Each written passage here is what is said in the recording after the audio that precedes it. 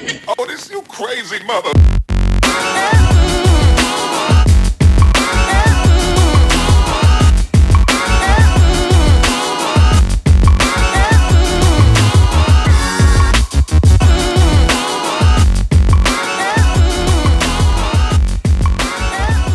Welcome back to the MMA Mad Podcast. My name is Nick Risner, and we're doing it a little bit differently this week. I'm rolling solo, actually. Jim is not available to do a podcast this week, and I actually think we're going to start working our writers into it a little bit more, too. But for this time, it's going to be just me, so I switched up the format a little bit. I'm actually going to have my dad on as a sort of Father's Day treat to him. Let's hope the celebrity doesn't go to his head. We'll find out. And at the end, I might have somebody else call in. I'm not really sure yet, but in the meantime, we had a busy weekend in the world of MMA. We had a big Bellator event. UFC was in Berlin along with Dale, the founder of MMA Mad. He was there sitting cage side in the press row. So got a lot to discuss with that. But before all that, I had the chance earlier this week to speak to Dinis Sweetbread Paiva. He fought on CES MMA 29 alongside a friend of the show, Matt Bissett. And he's on a crazy win streak right now. So we wanted to have him on the show, have him talk about what changed, what really clicked for him to get him ready and kind of back on the right track and back in the win column. And I think it's 4 wins in a row now, all first-round finishes. So it's a pleasure talking to him. Seems like a really nice guy, and I'm sure we'll have him on in the future. But I'm going to cut to that interview now and rejoin you after it's over. So enjoy that, guys. I'll see you in 15 minutes. Nick Risner here, speaking to CES MMA bantamweight Dinis Paiva. Dinis, thank you so much for the time. No problem, man. Thank you. All right, so I've got to start by asking you about the nickname. I heard fans yelling it during the walkout. I saw shirts all over the arena. What is the story behind Sweetbread? Sweetbread, man. So I'm Portuguese, and the nickname came from a while back, right at the end of my amateur career, as a matter of fact. And one of the trainers I was working with at the time, Matt Santos, phenomenal black belt under Tim Burrell. I was training with him for my ground game, and he told me I had to come up with a nickname. And I was like, denying it. I was like, I don't need a nickname. I'm just going to, one will stick. And he sounded like every day was like a different nickname, jokingly. But it was all Portuguese-oriented. I was like the Portuguese Man of War, the Prince of Portugal, just various different names, all based on the Portuguese culture. And to be honest, man, it's been so long. I don't know exactly how Sweetbread stuck. I just know when the name came up, I was like, absolutely not. I'm not going to be called Sweetbread. He says, no, man, I really like it. I think it really suits you, I think it goes with me. I'm like, no, dude, not going to be Sweetbread. So I'm in my last amateur bout. I'm fighting a kid named Billy Giovanella. He's one of the top-ranked 135s in the Northeast. And I was fighting as an amateur. I think he was undefeated at the time. And I'm in the cage getting warm up, ready for the fight. And I get introduced as Dinis Paiva Sweetbread. And it kind of hit me and stunned me. I'm like in the middle of the cage. I'm like, oh my God, I can't believe this guy really snuck in that nickname. And I fought that night and I won. I beat the kid and I beat him pretty soundly. And ever since then, the name Sweetbread kind of little by little seemed to follow me. And then it is what it is now. Well, it seems like the fans really stuck with them, so it's probably a good thing in the long run. Go ahead, sorry. Yeah, no, it's a unique name, obviously being in the Portuguese culture, if you're not too familiar, people have a tendency to not know exactly what it is, but it's a giant loaf of bread. It's like a sweet dough. All right, well, nice. I'll definitely I'll look into trying that in the future. But, speaking of the fans, CES 29 featured a lot of fan favorites. You had Matt Bissett and Chuck O'Neal. But I was in attendance, and it seemed like you got the loudest reaction from the audience there. Is that something that you notice when you're out there, or are you the type of person that sort of tunes everything out on fight night? Well, I'll tell you what, it definitely hit me. I usually get a pretty good following, and I've fought all my pro fights at CES since my debut. I got 12 fights on the CES, and so I've been fighting locally for a while, especially through them, and Twin River, all my pro fights have been there. And I was awarded 2 fights ago, Mr. Twin River, just to kind of award from CES for having, I think, the most fights at CES. But this fight in particular was definitely more than I expected, man. When I was in that cage and they announced my name, and it literally felt like the whole arena stood up for me. It was moving. It was unbelievable to describe. I mean, that's like every kid you train, when you think about playing as a professional athlete in any sport, to have a whole whole arena kind of changed. Man, it definitely blew me away. Yeah, man, I can vouch for that too. It really was. I feel like, you know, you expect certain reactions out of certain people, and like that, your reaction when you walked out and when they announced your fight was, I think, head and shoulders above the rest. So, congratulations on that. Now, walk us through the fight. You caught him early with an uppercut, dropped him. How close did you think you were to finishing him at that point? Yeah, I thought the fight was over for a couple times. A couple times I was sitting there banging on him, and I just knew I just had to keep. I heard him. I knew I heard him, and you get it during training, like, you know, you heard somebody pounce on him, but play smart. I do think I probably could have been a little more patient. I think I kind of punched myself out a little bit, and I had to kind of regain my grips. Thankfully enough, my strength and conditioning, I was able to get my wind right back. I mean, it was only through a few seconds. But it just, you know, I could have picked some better shots, but I definitely thought at some point the fight was going to be over, and we could have been over a couple different times. But I'm not there to call the shots, but I'm there to make them. Now, do you think getting this extra reaction from the crowd, you said this is the loudest you remember hearing them, did that add extra pressure to you when you felt like the finish was right in grasp? Did that make you kind of punch yourself out a little bit, or did you feel like that was just the normal eagerness of wanting to get that finish?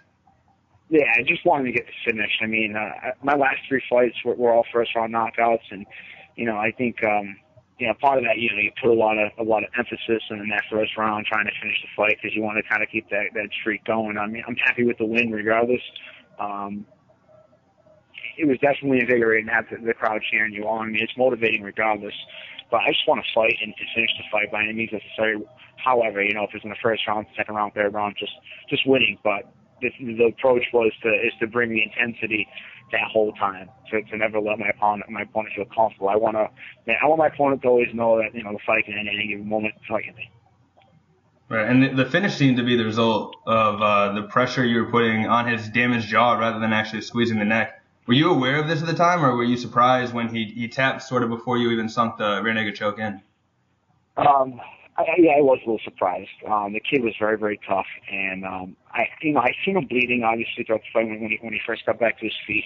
He's actually banged on his chest, and all I could think to myself was how long the night was going to be. You know, I knew he was a tough kid. I knew from looking at his career, he had never been knocked out before, so I knew it was going to take a lot. You know, I 7-5, and he had 5 first-round knockouts, and a lot of his losses were by decision.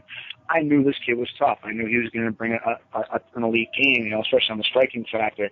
But I didn't know his jaw was hurt like that. No, it wasn't until I locked up and I see him tap. I just figured he tapped because I broke him down, you know. I mean, you're sitting there bleeding out and you get this guy that's all over you nonstop. I was scoring takedowns. I was throwing some good combinations. I was mixing things up for the most part. I mean, I think he kind of felt overwhelmed. I didn't know it was because of the jaw until I watched the video afterwards and talked to him. Actually, I got a chance to talk to him. He said his jaw was hurting. And I think he had said something about his nose being broken as well. I'm not 100% sure. Yeah. Well, regardless, that win makes 4 in a row for you, all first-round finishes. You know, after starting a career with a 3-5 record, what do you think it was that finally clicked for you in these recent fights? Training like a professional. At one point, you know, I was 1-3, then I battled back to 3-3, and then lost 2 fights in a row at 3-5. At that point, I started I had to make a change. I had to make a change in my camp. I had to make a change in just my life. And I started training with this guy, Mike Gresh, formerly known as a local in the local circuit. And the guy's a phenomenal instructor. He's training Mark Belgrati, black belt under Juliano Catino. It's involved with Daniel Gracie. The guy's been around for a long time. He's fought for titles himself, and he's pretty well known in the community. Working with him and the people that I've been blessed to have the opportunity to train with, the guys at the City of Tong and the guys over at Gracie Fitness, it's exposing me to a different level of training, an elite level. I've always been a competitive athlete. I was a state champion wrestler, took All-American at the Virginia Beach Open National Tournament. I had some good athletes wrestling. I've always had an athleticism knack. It's just training with guys that train for this profession and they specialize. It's different type of training, you know, and that's what showcased me on these last few fights.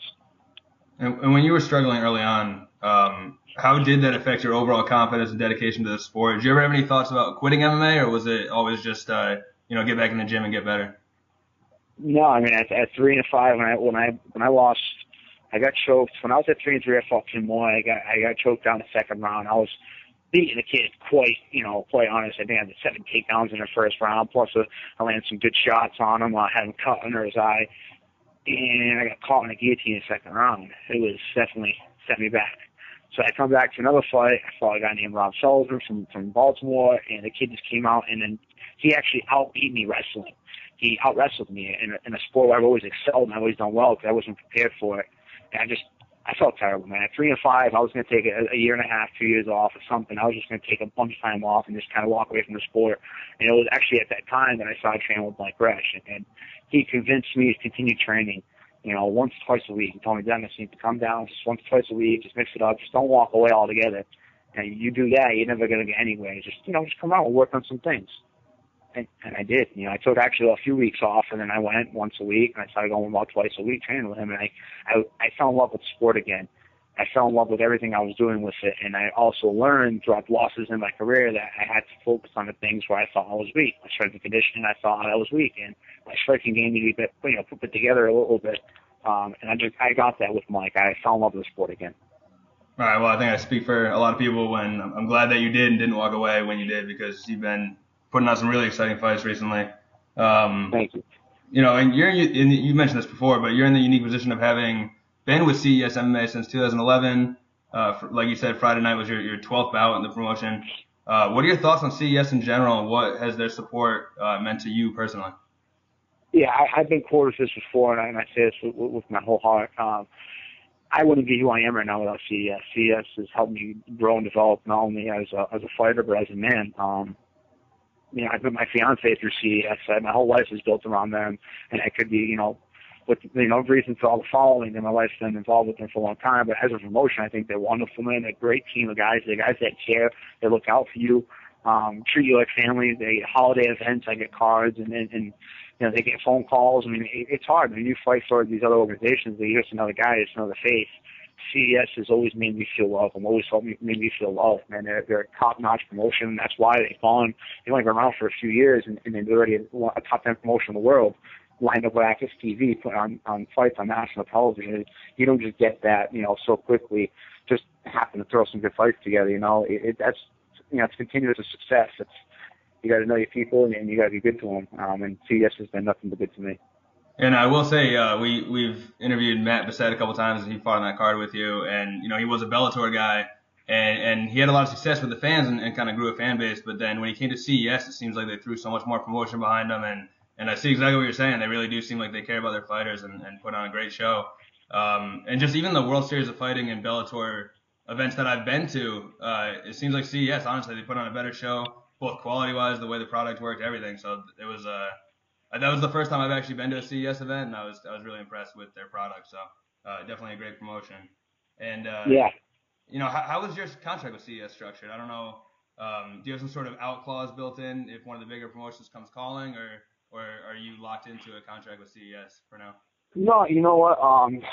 CES, it's what I want to fight for right now. In my opinion, I'm doing this because I want to go to the UFC. That's where my dream started. It was Devils of Talks. That's how it started. But, in this line of sport, you got to kind of work your way up to different organizations. I mean, Bellator is great. I went and watched Matt Bissett fight Diego Nunes there. It was one of the most moving moments of my life because I was like, oh, my God, imagine fighting in a place like this. This is the big time. This is it. But when I really sit there and think about it, no disrespect to Bellator, it's a phenomenal promotion, the top 2 promotion in the world. But I think for any kid, for any guy growing up in the sport when it just started to blossom, when I was in high school, Matt Hughes was popular, especially as a wrestler. UFC is kind of like the cream of the crop. Like I would love to get the opportunity, even just to fight once, man. I could probably go fight for UFC once and get knocked out, and then my life will somewhat be satisfied because that was where my dream started. That's what's led me to where I'm at right now. That was always my dream. That's what I wanted to do. And I want to fight with CES until I can get to that level. And I think I have the capabilities of doing so. They've put a couple guys in the UFC and helped, John Doomsday Howard get back in the UFC. They're top line promotion, so why not fight for someone like that until I can make it to that point? And then if not, then, my life will take me where I go, and my career will take me where it goes from there. Right. I've actually only got one more question for you, and you kind of led into it with your answer just then. But well, first of all, thank you again for the time. I really appreciate it. No problem. You're 27 years old. You're on this amazing winning streak. It seems like all the momentum is behind you at this point. Just very simply, however you want to choose to answer this is fine. What does the future look like for Sweetbread? We're going to play by ear. I'm going to work with CES. I'm hopefully going to fight with them in August. I want to stay active. I didn't suffer any injuries or anything like that. and hopefully one day fight for a title shot for CS for the bantamweight, and then see where that takes me. But yeah, I really would like to be the first bantamweight champion for CES at some point, and I'm just gonna keep fighting until I get that. All right, so you're thinking that the road to the title, and that'll sort of catch the attention of the UFC and get you to your ultimate goal then. Yeah, I hope so. I mean, that's part of the game plan right now. We'll see where it gets me. I mean, I'm just gonna continue to keep fighting until I can. It seems logical. They held Great Rob in there, and they put a few guys in UFC. Well, I won't say put, but they've been a stepping stone organization towards the UFC, and eventually, maybe, who knows? Where things go in 10, 15, 20 years from now, they'll probably go to be one of the top promotions in the world, in like the 1 or 2 positions. But for now, yeah, that's the goal, man, is to stay with CES so I can make it to UFC. All right, great, man. Well, it's been a pleasure having you on. Best of luck in the future. Do you have any Twitter, Facebook, anything you want to plug while you're here? Yeah, I'm on Facebook. I got a joint page with my fiance, but I have my fight page. That's basically what I have, Facebook for. So that's that joint that fan page, and it's Sweetbread. Anybody can go there, like it, follow my career. I post all my stuff on there. I am working midst of putting a Twitter together.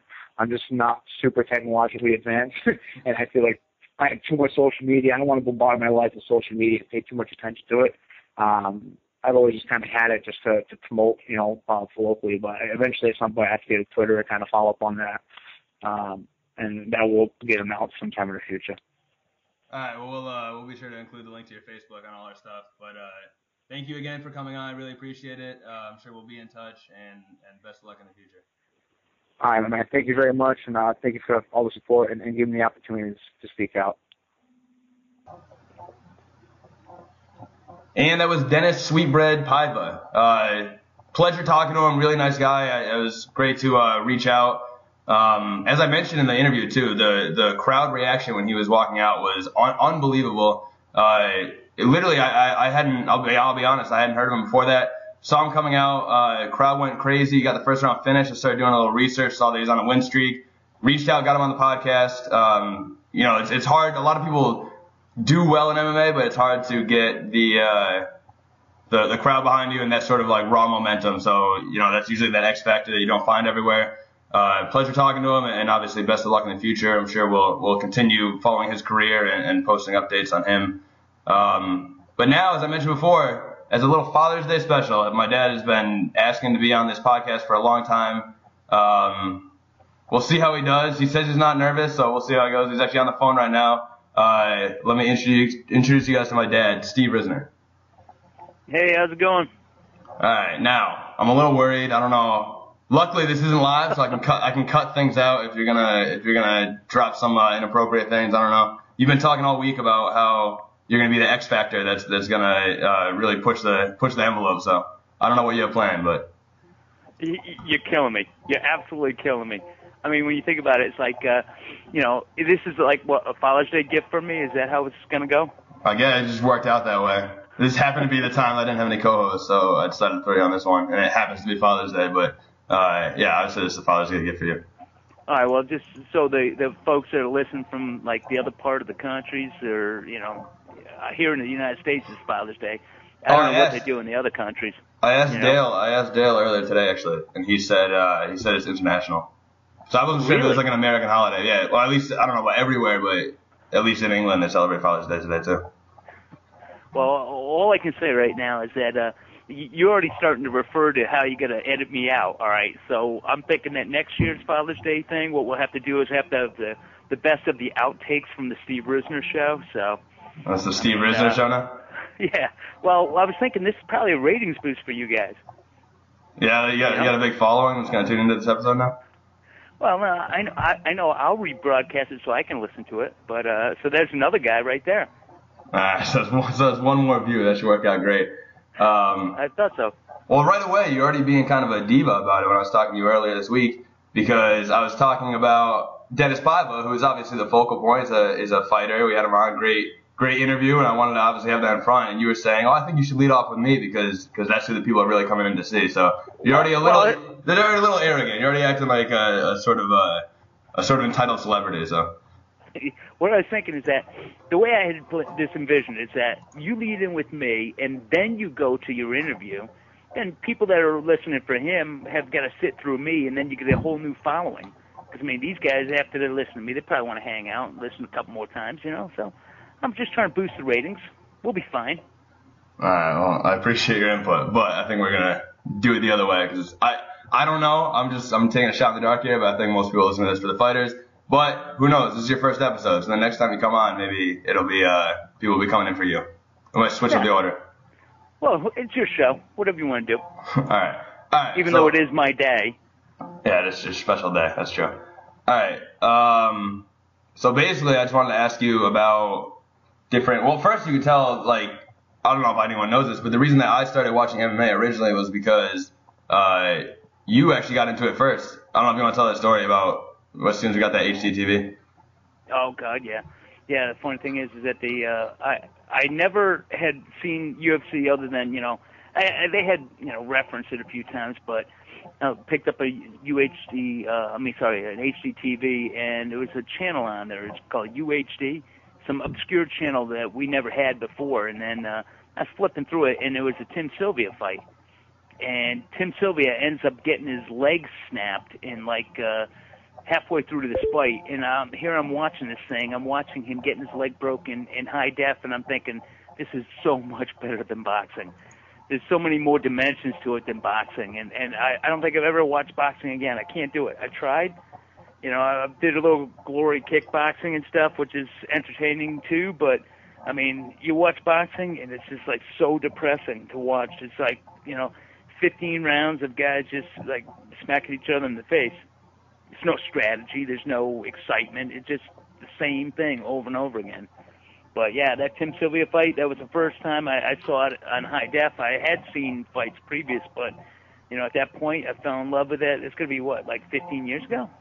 No, I don't think. The sport's only 20 years old. I think, I know it was in high school, early high school, so maybe. Well, it's at least a dozen. Yeah. Got to be at least a dozen years.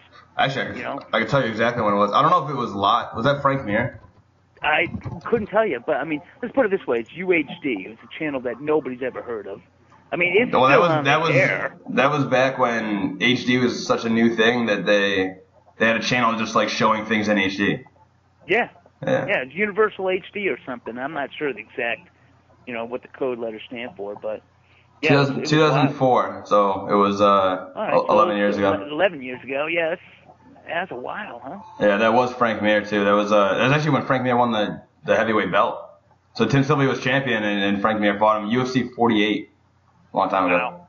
Yeah. Yeah, it just seems so much earlier than that, but I mean that was still the Chuck Liddell days and stuff when Liddell started coming up, and he was a household name back then.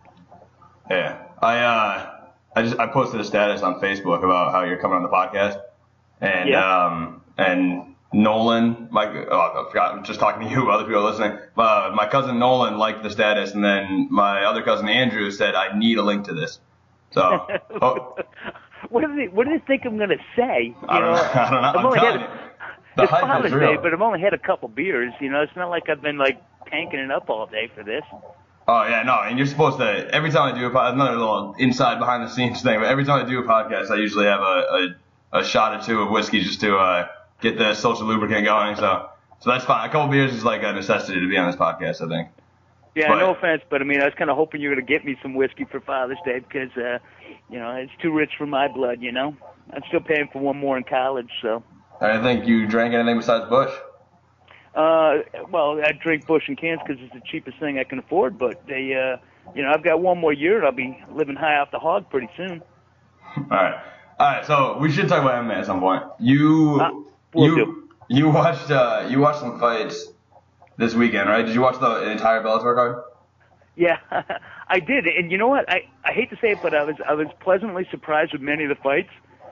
And as you were out, and I texted you. Like right after the main event, which was rather silly in my mind, but I texted you and said that's 2 minutes and 15 seconds of my life I'll never get back. Yeah, it was bad, and I think I told you this earlier, but I had a friend text me who doesn't really watch that much MMA. He's interested in it, but doesn't really watch that much. And he texted me, and he was like, "Oh, big KO by Kimbo Slice," and he was like all about it. And I think that's almost a bet. So, like, that's the point of having that fight, right? It, like, brings in random people that wouldn't normally watch. It's kind of a freak show fight. A lot of people call it a freak show fight, carnival fight, whatever. And it brings in people like that wouldn't normally watch, and that's the reaction they wanted. So, mission accomplished, I guess. But for anyone who, like, watches a lot of MMA, they're going to watch that fight and realize that it was just... And now, I have nothing but respect for Ken Shamrock specifically. He's a legend. He's been around. He's in UFC 1. Crazy. And then Kimbo... his story, he's got a crazy story. He fought, he's honestly like a YouTube sensation for his street fighting videos, but he fought down in Florida in the kind of backyard MMA leagues or whatever. There's actually a documentary I watched recently on it, but he's got a cool story, and I think that him and Ken are both in their own right. They deserve to be famous. They deserve to have this kind of draw, but you know, they even talked about it. They mentioned it much times in the broadcast that this is 6.5 years in the making, and that right there should tell you, you know, even back then I feel like it would have been past their prime, but what is it? Ken Shamrock was what, 51 years old or something? Yeah. And obviously he's 51 now, I think, but. Yeah, and obviously when he fought too, it was hold on a second, sorry. When he fought, it was a different sport. It was a lot more one-dimensional. Like, he was probably one of the more dynamic fighters in the early days, which is why he had success. But now you compare him to somebody who I'm going to blame Dale for this later. He keeps blowing me up on Facebook. It's distracting me.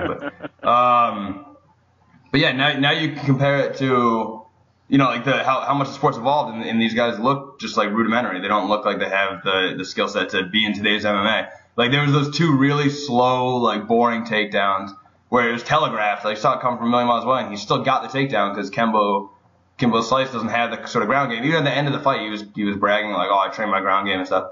But it seemed like he had no takedown defense at all. He almost got submitted by Ken, and then kind of landed one punch and knocked him out. But also, I mean, Ken Shamrock's 51 years old, so I don't know how much it takes to knock him out at that point. And it was just kind of a sad, like, low quality MMA fight, in my opinion. You know, actually, at 51 years old, when he got knocked out, that was probably nap time normally for him, you know. So, I mean, he was probably half asleep before he got out there. My take on that fight is so entertaining because I was not expecting anything good to come out of it, and I wasn't disappointed because nothing good came out of it. But it reminded me of, like, Wolverine against Mr. T, just watching these two guys get out there. And then as soon as they locked up, it's like watching two rams like lock horns and just try to push each other around. It was so ridiculous. I mean, I wasn't expecting anything good, and nothing good came of it. But like you said, if it got like a ton of people to come in and watch the Bellator fights, and they actually saw some really good fights at the beginning. Chandler was outrageously good. That was a great fight, but it was supposed to be. But Kimbo Slice against Frank Shamrock, or Ken Shamrock. Ken Shamrock. Yeah. Sorry. Frank's a little younger. But I mean, it's like it was hard to watch. You know, it really was. They played it up. I saw some of the 4 days prior, the Spike was doing something on that promotion, and they did like an hour-long special where they went into their life, and they did show a lot of that bare knuckle boxing you talked about earlier, and that's kind of a gimmick thing, and I mean, give the guys credit. Who'd want to do that? But I just think that I saw what I expected to see, and I'm just glad that the other fights before it lived up to the hype that they were giving the Kimbo Slice Shamrock fight. Yeah, well, Matt Bissett mentioned to me one time, I don't know, it might have been when he was on the podcast. I'd have to go back and listen, but I think we were talking about this fight, or this fight card, because it had been announced back then. And he was saying, yeah, like this is a freak show fight, and this is kind of something that Scott Coker's done. He used to do it in the Strikeforce days, all this stuff. But what it does is it gets people to tune in, and then if they watch that entire card, like you said, they saw Michael Chandler look amazing in front of his hometown too. He's from St. Louis, and he looked unbelievable. I'm looking right here, rear naked choke, 2 minutes and 17 seconds, but dominated the whole time. Daniel Strauss looked amazing. Bobby Lashley had a dominant performance, and then Patricio Pitbull versus Daniel Weichel was an incredible fight. And that's another one, not to keep bringing up Matt Bissett, but on Facebook he posted about how it was a great fight or something, and I commented on it, like, but the crowd was booing the whole time. Like, I never understood that great fight. And he was like, yeah, it makes no sense to me. And I don't know. Well, go ahead. Sorry. Well, it was an incredible fight. The whole time they were booing, I couldn't even. Now I understand, sometimes. First of all, I think when you hear boos in the crowd, if everybody's silent and 10, 20, 50 people are booing, there's a very small percentage of the crowd, but you're still going to hear boos. So sometimes when you hear boos, it's not. Hey. Hey, all right, we're back. Apparently my internet crapped out and kicked off the phone conversation. So I don't know when the recording stops. I'll find out after when I go back editing, but it's fine. That's part of the beauty of podcasts is that it's very raw technology. It's not polished. Hey, I at least I remember where we were when we got cut off. We were talking about we were actually in the middle of making fun of that Ken Shamrock. Well, actually, I was making fun of the fight. And you were listening patiently to me rambling about how Ken Shamrock looked a little bit like Wolverine fighting Mr. T in that Kimbo slice. You returning to that joke? It's such a good joke. You had to make it twice. It was a horrible joke, but I had to make sure that I got it out there. The one thing I was impressed by was the fact that Shamrock's ears weren't all distorted. I mean, after all the fighting that guy's been doing, the fact that his ears still look nice it's got to be a credit to his genetics, I think. Well, also, if you wear ear guards, you can prevent that. But I've talked to people before. A lot of people like having the cauliflower ears because they'll walk into a bar and everyone right away will be like, oh, that guy fights, so that guy trains, whatever. So a lot of people like it almost like a badge of honor because you can avoid having it if you wanted to, and every time you trained you wore ear protection. You can avoid having cauliflower ears. It's not impossible. Well, yeah, I would imagine most of it comes from sparring. I mean, because think about how little time you're actually in the ring. Oh, yeah, it's definitely not from actual fights, yeah. It's definitely from training every day for years. But, yeah, I actually think we're talking about the Pitbull versus Vital fight, too, and the crowd was booing them, which is crazy because it was a great fight, and Vital almost gets to the finish at the end of the first round, and then right at the beginning of the second round, Pitbull ends up knocking him out. One of the craziest. It was an unbelievable fight, and it's for a title and everything. It was a great fight, and I can't believe the crowd was booing, but it was so irritating. I mean, I was watching that, and even announcers, they chimed in. They're like, you know what, a little unrest from the crowd. I'm thinking, what are they going to be unrested about? I mean, this is a good fight. It wasn't even they were clinching against the fence. I know crowds get annoyed with that sometimes. Even though I think that's one of the most complicated parts of MMA, but I understand the crowd is going to get a little restless when they're clinching against the fence or something, but it wasn't even like that. This fight was a striking match the whole time, I feel like. Right. I understand. Yeah, I get that they were toe to toe and more in a defensive set, trying to feel each other out and stuff like that. I mean, but that happens in just about every fight. And the fact that it took no time, within 2 minutes, they were starting to grumble, and I'm like, are you kidding me? I'm like, what are you missing? Are you not watching the same fight that I've got on? Because I mean, I had no idea. And I didn't know if it's just an uneducated crowd or like you said, when there's not much going on, there's not a lot of crowd noise. And so if 17 people have never seen MMA before start booing, it may reverberate through the auditorium, but it was ridiculous. I can't stand that. It's you almost want to just, start screaming at guys well, what the hell are you watching? Because I mean, this fight looks pretty good to me so far. Well, I've noticed, I've only been to one Bellator live. I've been to one World Series of Fighting. I went to CES MMA last week, and then I've been to a handful of UFCs. But there's definitely a difference in the vibe of the crowd. And those, I feel like Bellator, I don't want to say that an ignorant crowd, but just different. It was different. It's a less professional acting crowd almost. I don't know how to word it, but yeah, Bellator's the crowd there, just different comments I heard yelled out, the fact that they get restless and stuff. They almost expect a different product. It's definitely not the same exact fan base as UFC. They're two, I think, there's obviously some crossovers, but I think that UFC and Bellator fan bases are two distinctly different fan bases. At least in my experience of being in the crowd, I feel like I've noticed a very different atmosphere. But yeah, no, I guess I might be spoiled because I went to the UFC 169 in Jersey, Newark, and then I was up the McGregor fight in Boston this past December. or was it January? I think it's February. But it might have been January. February? I think, or maybe like January 18th. Yeah. It was after the holidays, but it's those fights are so exciting. People are into it. Jersey, great card on the books, but just everything went to decision.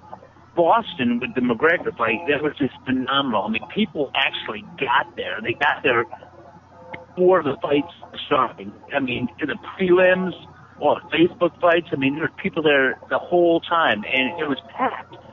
It's not like Jersey. When we went to Jersey, it was like you got to the main card before the place even filled up.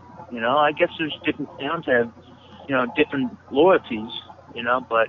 Well, I've actually noticed I've noticed a difference in pay-per-views versus fight nights too, but that could be a coincidence. But Vegas was one of the worst. Vegas, the crowd didn't even really file in until there was 2 title fights in the card I went to. I think it was. Was it a fight night? No, it was UFC 181, I think. I'm not gonna put 2 title fights on a fight night, but I don't think the crowd really filled out until the co-main event, until that first title fight in Vegas. It was crazy. Well, same thing with Jersey. I mean, there was nobody there for until probably the fight before the main card. Well, there's 2 title fights. There's 2 title fights on that one too. It was Jose Aldo, and then Hennenbrau Uriah Faber was the main event. Jose Aldo versus Ricardo Lamas.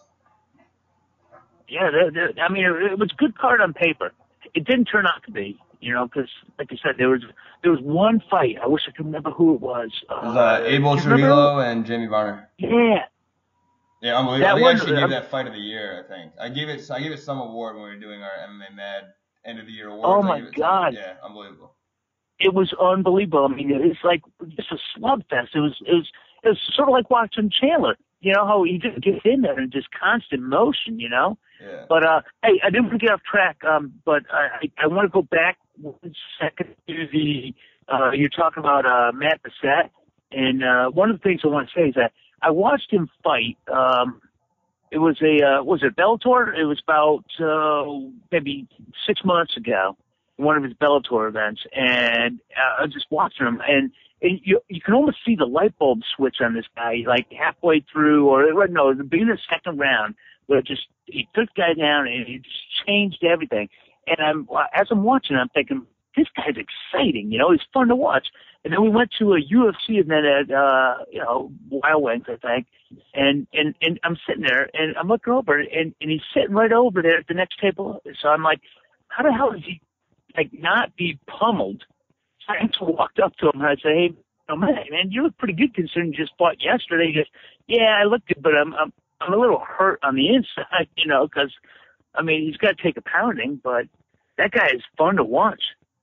Yeah, well, he's been really good to us and given us a lot of chance for opportunities to come on the podcast. Really nice guy. I think that he's going to get the call up to the UFC soon, but that's just me. Gotta hope, though. He has 2 fights left on his contract with CES, but he has a UFC and Bellator outlaws. He does it. Yeah, that's what I figured. If CES is like I tried to get on there. Was it last weekend when they had that? I think it was last weekend he fought. And I tried to get on. I was trying to get on Facebook and trying to follow it that way, but I couldn't figure it out because I'm old and boring. But you need satellite TV. I don't think it. I know, but what about? Couldn't I get online? I mean, I tried. Not legally, there might be a way to stream it somewhere legally, but I don't think they have it on their website or anything because they want you to pay for satellite, obviously. Yeah, I wanted to see that, but it seemed to me like it's going to be a small promotion and stuff. But from what I hear, it was phenomenal. I mean, they put on a good show. I don't like that, where they've got pyrotechnics in the background going off and all this other crap. I don't really care about that. Well, I want to see the fight, a good fight. That is actually, I don't know if you know this, but the Bellator that started with Scott Coker when he came out. They started doing these big events. I think there's 4 of them or something. So it's like every 3 months. And they do these big events with the big stage and the screens in the background and stuff. And that's kind of a throwback to the old Pride days. They used to do that in Japan. But, yeah, I agree. Now it just makes it look like they're trying to come up with like a WWE type product. I was just going to say that. WWE, here we go. It's The Rock against, whomever. Yeah. But, yeah, I was really I was really impressed by watching that kid fight. I mean, he's real exciting. I mean, it almost seems like he takes the first round, kind of figures a few things out, sizes up at his opponent, and then he just kind of just pounces, you know. Yeah. I mean, you've seen him fight live a few times, right? A couple times, yeah. I was at the CES event. I think it was last weekend. Does he look as good live as he does on television? Because I mean, the kid looks like he's on fire. Yeah, no, he's got a huge following. The two times I've seen him, the crowd's going absolutely crazy for him. He's definitely got a fan favorite following, and it's because his style is exciting. Yeah. I mean, I don't want to start hyping on the local boy, but I think this guy, he actually fights technically sound enough where I think he could do well no matter what promotion he's in. I think he'd be able to hold his own no matter where he is. Yeah. I mean, but his weight class, though, it's a weight class in the UFC, though. I mean, he's a lot of guys climb through, but yeah, featherweight's stacked. That's a really tough division to get into. It's if he was like a heavyweight or a flyweight, then it'd be easier to get into the UFC just because they're kind of hurting for talent in those weight classes. But yeah, featherweight's stacked, so he's there's like 8 guys in those other divisions, but or 8 guys that are worth watching. But no, I think that's the kid is he's solid. I mean, and there's not really. I haven't found a weakness yet. I mean, I haven't seen enough of him fights, enough of his fights to be able to comment, intelligently on it. But so far, I haven't seen anything that I thought to be flawed. Yeah. But real quick, I want to talk about you didn't watch the UFC on Saturday, did you? No, it was on Fight Pass, so you didn't watch it. No, it was right, exactly. Berlin was Fight Pass. Right, but I showed you the main event today. Yeah, no, I did catch the replay of Jessica Penne versus what's her name? Polish girl. Good luck. Can you think of it? I said good luck. It's hard to pronounce. I know. Yeah, stutter? Nope, never even tried. It's Joanna Jumjacek. Yeah, you know what I'm saying. Yeah. But I watched her first fight, and when she got the title, and she looked phenomenal. And then I watched this other fight on online after, and she looked just as good. I mean, she's impressive. I mean, that girl is. I've never seen like hands that fast before. I mean. I don't know who else was on that Berlin, card, but no one that was worth half as much entertainment value as that Jessica Penne, or whatever fight. Yeah, you're gonna have to edit that one out. No, I'm keeping it in there. It's a podcast. I felt like no, that's going. Actually, call me over when you go to edit this, and I'm going to go and tell you what I want out and what you're going to keep in. Yeah, I think I legally have the rights to the audio, so I'm going to release whatever I want. But I'm happy to announce, though, at least in the green room, I had requested Ava water and only green M&Ms, and I'm glad to see that those actually came through. Because I was getting a little nervous that you were going to give me like Skittles or something instead of green M&Ms. So. We're pretty glad. We're glad about having my diva status maintained. All right. There's only one thing I want to talk about before I let you go, too. I think I want to do like half an hour. I think we're around that. It's tough to tell because the calls got split up. But it's in a couple weeks. It'll be edited back down to like 7 minutes by the time you're done. But go on. It's in a couple weeks, but I know you have opinions about him, so I wanted to ask you about it.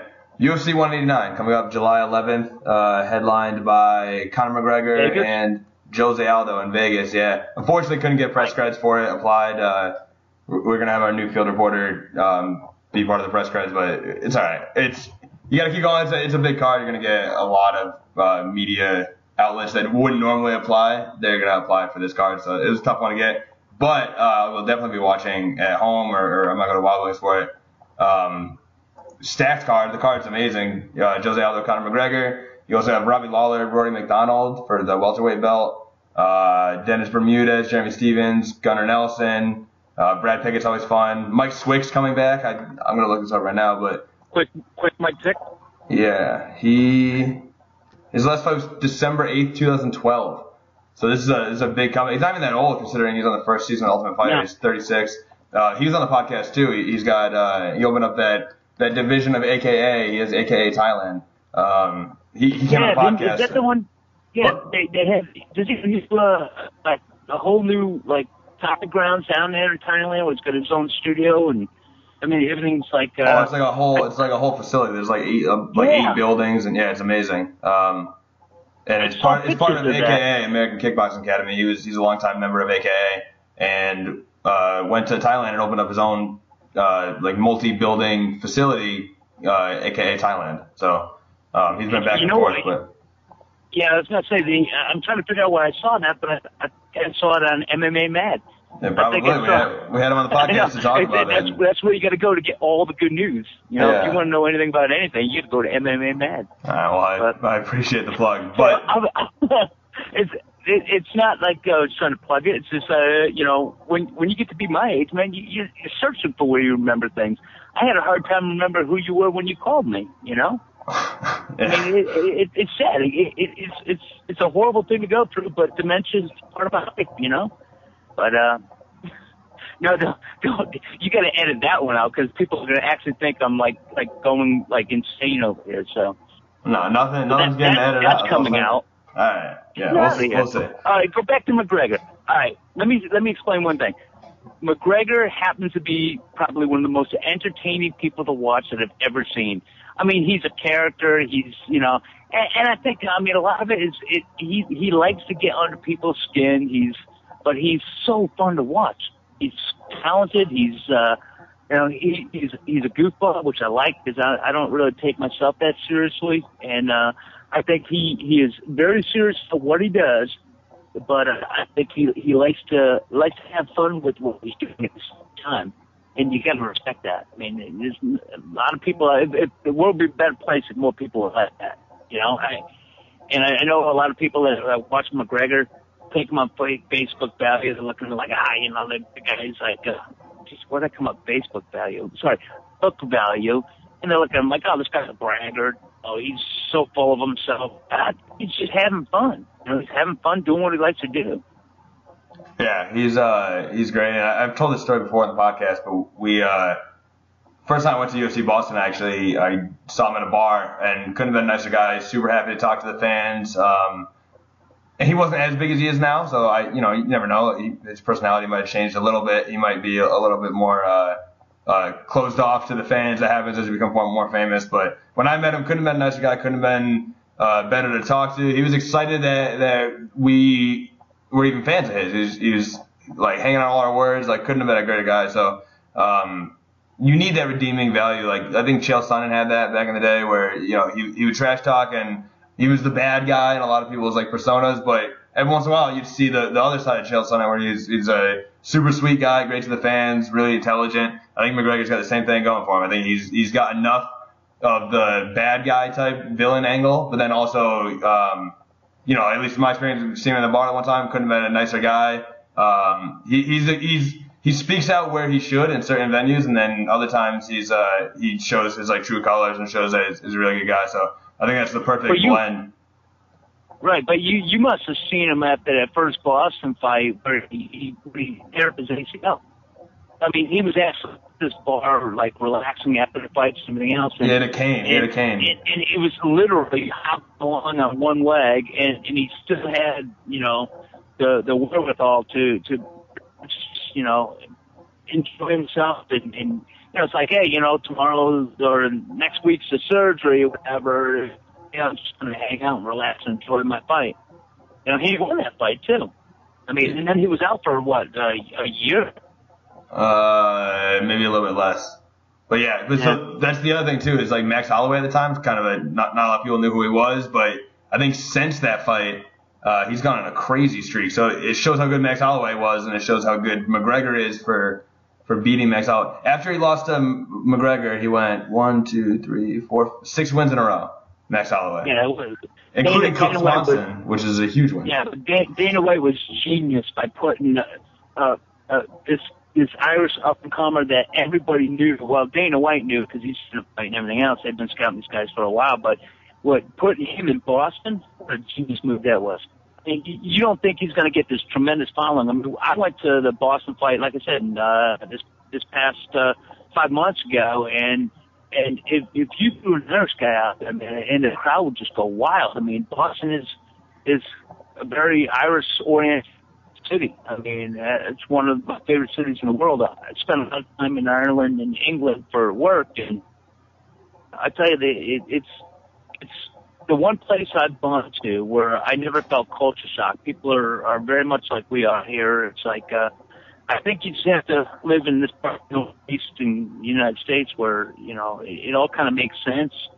But Gregor in Boston, it's no lose situation, man. Even if he doesn't do well, if he just goes there, he's going to bring a ton of people with him. Yeah. All right, well, we got to wrap this up, but do you have a prediction for McGregor versus Aldo? Absolutely. I mean, as great as that also is, I think that McGregor is definitely going to win. I don't see it being as, you know, one-sided as some of McGregor in the past, but I think he's gonna put on a great show. I think he's fast. I mean, this guy's like lightning, and Aldo is too. But I think McGregor's got so much hype behind him and everything else. I think he's gonna win. I'd have to say it's gonna be in the second round, and I'm not sure. Honestly, I don't want to give a prediction of how it's going to happen. I just don't see it going 3 rounds. I don't see it going 5 rounds. I think it's going to be like a, you know, relatively quick fight, 2 rounds. And God, I don't want to get it pinned down to you know, a method, but I think it's just going to outstrike Aldo to the point where they're going to have to stop it. All right. Well, you heard it here first. I think that does it. I don't know. We'll see the feedback online and see how people think your MMA Mad debut went. I can't imagine it's going to be good. I can't imagine. But, we'll see. You might have to make a Twitter account. You might have to make a Twitter and get some followers. I'll tell him anytime you want, man. It's like, I look at it like it's another conversation to hang out with that, regardless if there's lessons or not. By the way, in case you guys are wondering, listening to this, why the quality of the audio went way downhill after the thing dropped out, is because I was talking to my dad on the house phone and then switched to his cell phone, and his cell phone is terrible. He has AT&T right. instead of Verizon. Well, you're not going to tell AT&T. All right? Here's the deal, though. It's a company phone for my travel and stuff like that. So, I mean, I don't pay for it, so... Of all things, they give me an AT&T service, and the one downside to having AT&T is I don't get reception at my own freaking house. Yeah, well, the irony is, as you're explaining this, you're breaking up. So that's a pretty good endorsement for AT&T, I think. Go Verizon. Yeah, Verizon's the way to go. Or landlines are always best for interviews like this, but yeah, I think they went off without a hitch, as despite you saying that you want all this stuff edited out. I'm calling the shots in this one, and it's all staying in, so we're going to release the whole thing. I will post a link on our Facebook and Twitter. It's facebook.com/MMA Mad Official. We're at MMA Mad Official on Twitter, and you can subscribe to the podcast on iTunes, too. It's free. Most podcasts are, but subscribe on iTunes, and then you won't have to worry about it. As soon as a new episode gets released, it'll get put right on your phone, right on your computer, whatever. But yeah, so thanks for calling in, Dad. Happy Father's Day. We finally got you on the podcast, so hopefully that was worth it for you. Wait, so you're leaving it all in? You're killing me, Smalls. I swear to God, you're killing me. All right, brother. I'll talk to you soon. All right. Take it easy. See you. All right, bye.